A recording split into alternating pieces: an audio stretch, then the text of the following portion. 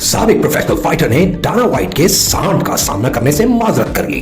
घबराइए नहीं, आपने बिल्कुल दुरुस्त सुना है। 38 यूएफसी और मजमूई तौर पर 55 प्रोफेशनल एमएमए मुकाबलों में 36 फतूहात और 17 शिकस्त के साथ 2022 में खेल से लेजेंड की हैसियत से रिटायर होने वाले लाइटवेट डोनाल्ड सेरूनी ने अगले महीने की 18 तारीख को अमेरिका में मुनक़िदा professional bull riding world finals यानी सांड पर सवारी की आलमी चैंपियनशिप में डाना व्हाइट के 2500 पाउंड वजनी बुल का सामना करने से माजरत कर ली है।